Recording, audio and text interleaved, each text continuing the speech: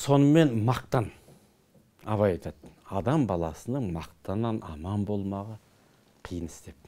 Демек, адам әртүрлі дәрежеде, әртүрлі тәсілмен мақтанады. Біреу білдіріп мақтанады, біреу білдірмей мақтанады. Қысқасы аман болу қиын бұл мақтанады. Абайдың ең көп сынаған қасиеттерінің бір сол мақтан. Абай тағы да қайталаймыз, алдындағы әңгімеміз сияқты. Абай қандай қазақты көргісі келді деп. Осы сұрақтың жауабын бүгін өзімізше бергіміз келіп отыр. Абай мақтаннан ада қазақты көргісі келді.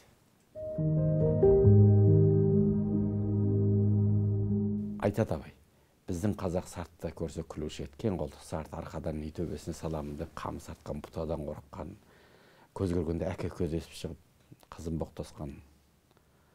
Осы деп жаңа сарт сұртты сүйіш деп. Ал ноғайды көргенде түккін қай келмейді, солдат ноғай, қашқын ноғай, бәшәлшік ноғай. Сонда ойлаушы едім, ең асыл халық біз екеуміз, бізден басқаның бәрі ант ұрған жаман екен деп.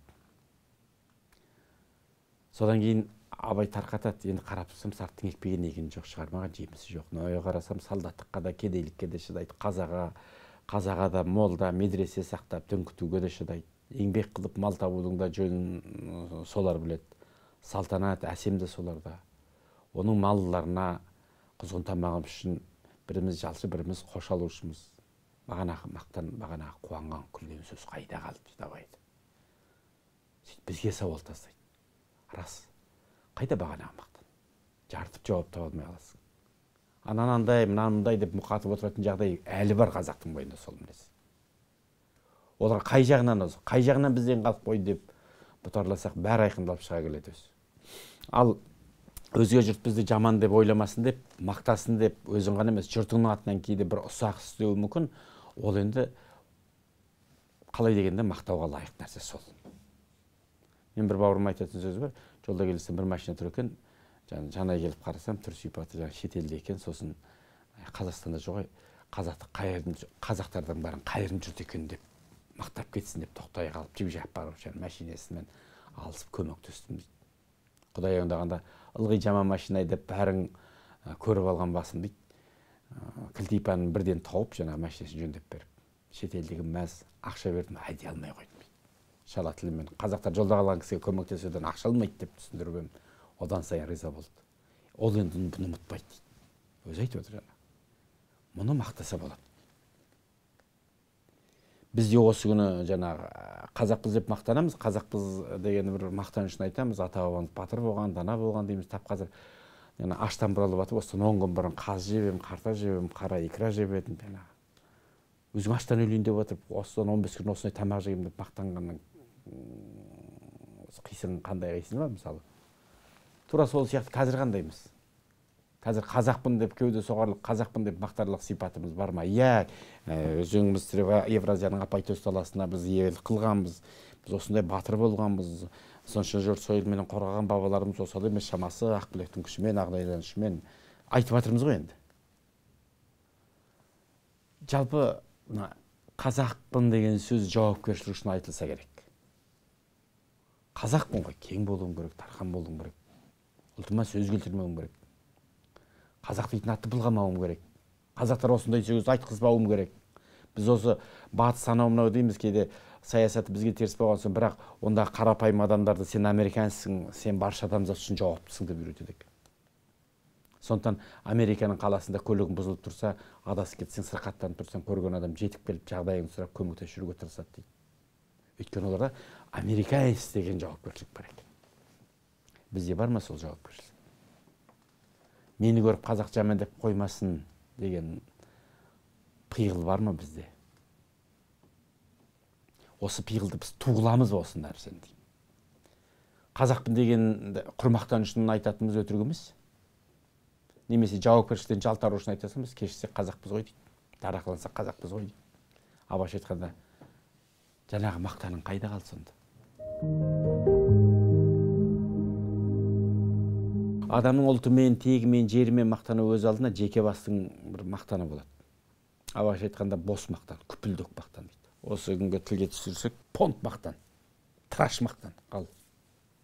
Абай айтады, бай десін, батыр десін, қу десін, пысық десін, әрдайым не түрлі болса десін деп азаптанып жүріп, демесін ұмытып кету. ұмытпақты келе өлі секендеп ескермейді дейді абай айтады. Бұған бүгінгі жұрт ғана керемет болып көріну үшін жан аямайтындарды алып қарауға болады. Жұрт мені керемет десе екен деп жаңағы осындайдан туатын әрекет қысқасы. Өзінің өзгеден артықтығын асын сызып көрсетіп, артықтығы болмаса болдыру үшін барын салып, сосын соны жария ету. Көрдіңдер ме? Мен деген сияқты мақсаттану, білдірмей мақтану, біреуді тұқыртып отырып өзін көтеру. Осының бәрін түп ата айналып келгенде тәкаппарлық ағайын. Өзіне ерекшелік беруге ұмтылмақ адам баласын бір бұзатын істейді абай айтады. Пайда, мақтан, әуес қой, шайтан ісі дейді. Бұл да абайдың сөзі. Абай ана Лермонтовтың аудармасында айтады, мұңлы шайтан Құдайдың қойған жан деп. Шайтан өзі шайтан не? Шайтан неге шайтан болды? Байда шалдар айтатын адамзатты топырақтан жаратқаннан кейін бүкіл жаңағы жаратылғандардың бәріне адам баласына құрмет қыл деді. Содан бәрі сәжде қылып, шайтан сәжде қылмады. Сөйтті Алланың қарғысына ұшырады. Сонда неге менің бұйрығымнан шықтың деген кез айтты. Топырақтан жаратылған мақұлыққа мен оттан жаратылған басыммен бас имекпін, бұл менің қасымда кім түфу деді. Сөйтті Құдайдың қарғысына ұшырады. Енді мен бейнелі түрде айтып жатырмын. Сонда өзің тегімен мақтау. Мен оттан жараттым, бұл топырақтан жаратылған деп тапсыну. Тәкаппарлық емес пе? Ал өзгеден артықпын дейін, артылдың. Ал сен жұрт жабыла мақтады. Ну что, не болды? Бар тапқанымыз нәпсіміз тойдыру екен. Жаңа абай айтқан, пайда мақтан әуес қой шайтан ісі. Кәні біздің нәпсін тыйғанымыз дейді. Абай өстіп, жаңа тұжырымдайды. Бір менің бай танысым бар, мал жетеді, дүние жетеді, енді әкім болсам деп жаңағы жанталасып жүрген. Парасын әр жерге соқ. Әкім бол мұншама ақшаңды шығып, неменеге әкім боласың? Не қажетіне жатпайсың ба жұмысты? Бір кәсіпке салып, шетіне жұмсада жат, неменеге соншама? Жұмысы қиын, әкім деген жауапкершілігі мол. Одан шалқап жатып, ішіп жұмсап жатпайсыз ба десе, жоқ, мына ел ішінде жүрген бәленбай жердің әкімі деп топтың елдің алдына шыққанда тос бергенде, бәлен жердің әкімі деп тос бермеген соң, ол несіне жүрсің? Ақша деген әркімде бар. Сонда ол әкім болған қыз бір елге бір жарылқайын, бір қолынан іс келеді, осы халыққа жақсы жасайын дегеннен көрді, әкім деген ат үшін болғысы келеді. Таңғаласыз. Бұл да мақтанның кесірі. Енді сол адам әкім болып кетсе, әрине жұмыс істеп қатырмайтыны анық енді. Онымен қатар залал көпке тиеді, елге тиеді, мемлекетке тиеді. Ол берген ақшасын, парасын өндіріп аламын дейді, сосын жемқорлыққа барады. Абай айтады мұндайды. Мақтан үшін қайратсыз болыс болмақ, иттей қор болып, өзіне сөз келтірмек дейді. Дәп-дәл қандай дәл айтады. Не деген ескірмейтін сөз. Мен абайға таңырқай беретініміз осы ғой біздің.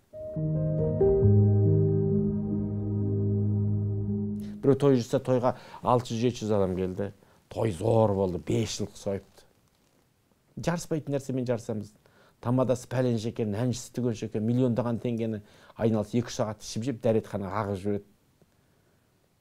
Осы мақтанның кімге қандай пайдасы бар? Пәлінше дәулет екен, құдамыздың қолашы екен, көршіміз бұрын соңды болмаған сау құрсады. Қалың малға бәленбай өріпті. Осы 2 шауыз сөз мақтау, осы сөз жаңа табанақы маңдай термен тапқан ақшаны бәленбай жыл банкке еселеп қоюыңа тұра ма сол? Мысалы үшін кредит алып той жасау. Сосын несиеге телефон алатындар бар. Кредит алды да соған телефон, смартфон сатып алады. Бәрінің қолында iPhone, бәріміздің қолымызда iPhone, бәріміздің қолымызда Samsung, жылап жүреді, сосын өзі тағы сосын кейін. Ол соңғы телефондар жаңа компьютерге бергісі қазір. Соның бір қадіріне жетіп, мүмкіндігін толық пайдаланып, білім алуға, ақша табуға жұмсаса бір сәрі. Жаңа WhatsApp, YouTube-қа болады, бір 100 мыңдаған ақша тұратын бір телефонды мақтанышын ұстап жүрмес. Телефон деген жай ғана мысал ғой. Оның орнында көлік болуы мүмкін, плазмалық телевизор болуы мүмкін деген сияқты. Мына өзбек ағайындар оңтүстікте бір қыздың бауырларымыз несие алады. Ісіне жаңағы кредит алған ақшасына керекті құрал сайман алады. Жереңдегі керекті жаңа тыңайтқыш алады. Ал біз түкке пайдасы жоқ шашамыз. Бұл да мақтанның кесірі негізі. Абай айтады, жуасты мінде айраныш. Көрпең қарай көсіл деген сөз ғой. Жоқ, біз көрпеміздің қысқалығын ар көреміз, аяқты соза түскіміз келеді. Мақтанның тағы бір түрі әлеуметтік желідегі мақтан.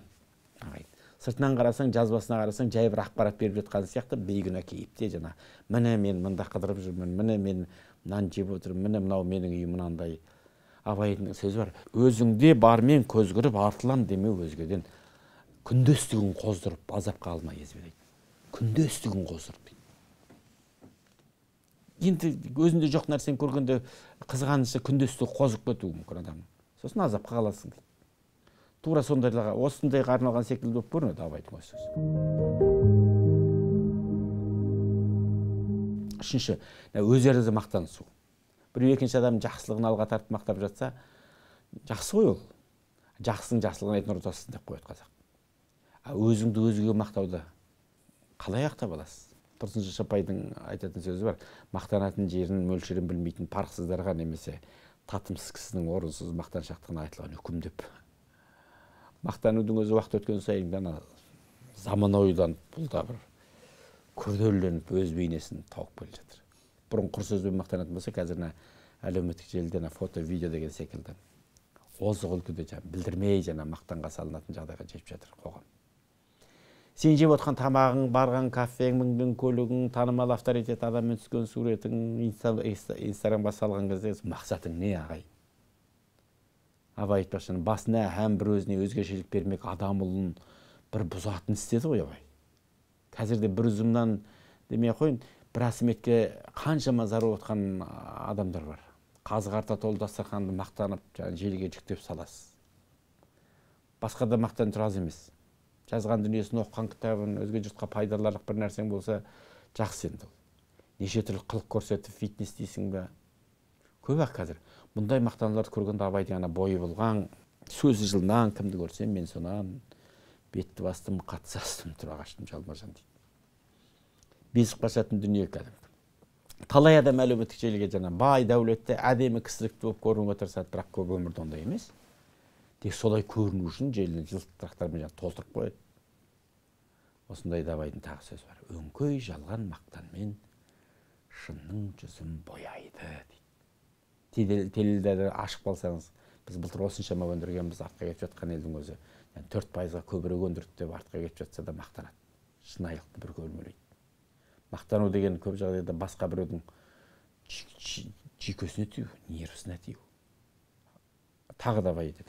Мал жияды мақтанып білдірмекке, малмен шықып көзіңе күйдірмекке, өзі шошқа, басқаны ит деп ойлар. Сорпа сумен сүйекті сүйдірмекке дейді. Мұндай мақтанның салдары да айқын. Көре алмаушылық, қараздық, қайбат, өсек, осыған апаратын төте жол былайша айтқанда. Төртінші мақтан Абай айтқан. Өзін зор, өзгені қор тұтатын мақтан. Ештеген көңіл толмайтын мақтаншақтың түрі болады. Болмайтын жерден сынайды да жүреді, анау андай болып қапты, мынау қате болды, жұртқа маза береді, неге өйтпейді. Бір қарағанда мықтысың сияқты көрінуі мүмкін, бірақ түбінде мен болсам өйтер едім деген сөз ол. Ал соны қолына берсең, анық түк істей алмайды ол. Құр ауызбен орақ ұрған өңкей қыртың. Абайдың сыпыра жылмаң жел буаз дейтін де сол. Түкемсалдың Тұрсынжан Шапайдың айтатыны бар. Адамшылығы аздаудың кісілікті болып көрінгісі келетіні болады. Өнерсіздің өнерпаз болып, берекесіздің тиянақты болып танылғысы келетіні болады. Садағының мырзасы, әлсіздің мықтысының, шала сауаттының білгірсіп көлбеңдеуі деп. Тура шеге дәл келетін сөз. Мына кісінің қасында тұрып онда жоқ дүниемен мақтану күндестіктен бұрын кісінің жүрегін жырлайтын нәрсе ғой негізі. Баласы жоқтың қасында баласын көптігін айтсаң обал. Тағдыр ғой. Үй жоқ адамға біздің яндай болды деп айтып жатсаң, досының қасында оның жағдайына қарамай, менің анауым бар, мынауым бар деп. Солай айтатындар жоқ емес қой мысалы үшін. Мысалы, Құранда білесің, Жақыптың 12 ұлы. 12-ге сен кір дейді ғой әрқайсың. Бірге кірмеңдер дейді. Неге сен көз тиеді дейді. Сосын қазақта баяғы екінші дүниежүзілік соғыстан кейін бір апамның айтатын сөзі бар. Соғыстан кейін күйеуіміздің қасында қатарлап жүрмейтін еді. Ері соғыста қайтыс болған қаншама әйелдер бар дейді. Күйеуінің жоқтығын бетіне басқан сияқты боламыз деп, қасында жүрмейтін біз. Қараңызшы, бұл кісілік, бұл адамгершілік, бұл ішкі мәдениеттің тереңдігі былайша айтқанда.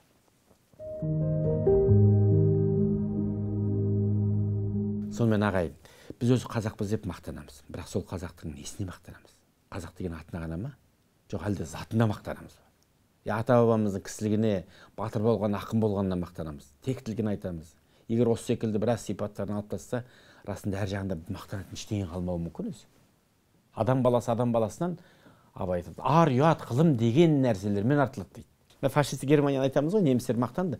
Бізде мықты хал жоқ, біз әлемнің алдындамыз. Бай рас, негізі өтірік емес, мықты халда екені рас.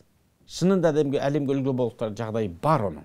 Моцарттың, Бетховен, Гегельдің, Фейербахы, Маркс, Энгельстің отаны ол. Ол Мерседесті ойлап тапқан. Ол тиянақ ел. Адамзаттық жаңа технократтық дамуында орасан зор үлес қосқан ел. Өте тиянақты. Әрбір секундтың қадірін біледі. Шынында да үлгі болатындай жағдай жоқ емес немесе. Бірақ мен басқадан артықпын дегеннің аяғы неменеге апарды? Фашизмге апарды. Фашизм орын тұрды.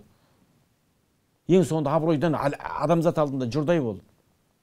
Сол сияқты мен мақтанам дегенде кейбір мақтанған сөзіңіз негізсіз емес сіздің. Ол адам бойында бір елден ерекше бір қабілетін бар, оны көрсететін жоқ емес, бар. Бірақ сол қабілетпен мақтанға салынып кеткен кезде, ағайын, адам баласы елге жексұрын болып қалады. Шайтанның сипатына айналып кетеді. Абай айтады, ғылым таппай мақтанба дейді. Бәріміз жаттап өстік осыны. Ғылым тапқан адам өзі мақтанға салынбайды. Ғылым түсінген адам өзі Құдайдың құдіретін түсінеді. Ол кезде мақтанбай, өйткені Сократтың сөзі бар. Менің бір білетін нәрсем бар, түк білмейтінім деген сияқты. Айтып отырмыз ғой, ғылымды таба түскен сайын, білім артқан сайын, білмейтінің өте көп екенін білесіз. Білгенім 1-9, білмегенім 99 дейді қазақ айтады. Абай айтады ғой, алдадым, құрдым, ұрдым, қырдым деп, шалықтап, шалқып шатпай ма, қапысын тауып тұрдым деп, қулығын бұлдап сатпай ма дейді. Момыннан жаман қорқақ жоқ, қу пысық деген артқайда, арсыз болмай атақ жоқ, алдамышы болмай баққайды. Өз мақтанатын нәрсе болады. Мысал үшін, Европадағы бір мақтаныштың түрлері бар. Ол шынында да мақтанарлық нәрсе. Мысал үшін, бізден 3 есе аз Дания мақтанады. Бізден 13 Нобель сыйлығының лауреаты шықса, мақтанатын нәрсе ме? Мақтанатын нәрсе. Шыны қызығатын нәрсе. Ал енді біз енді көшпелілердің ұрпағында бір мақтаныштар болады. Мысал үшін, арабтар мақтанады, ең биік үй салдық.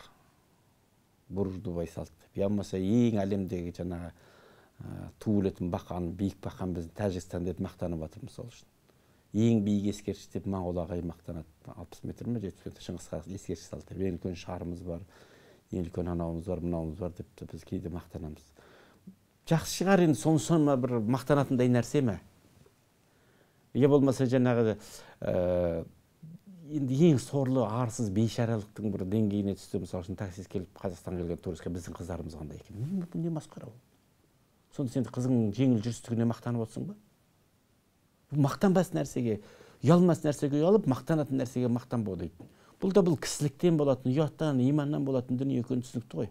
Мақтанның да өзі бір түрі болады. Енді сосын қылмысын мақтан тұтатындар болады. Мен мысалы үшін былай дедім. Ан жерде ұсталып қойым, беретін тап арасында бердім де жоқ қылып жүрдім, жауып тастадым деланы. Я болмаса сергектен жаңа жерде түсіп қалып ем, сосын кейін былай алдырдым.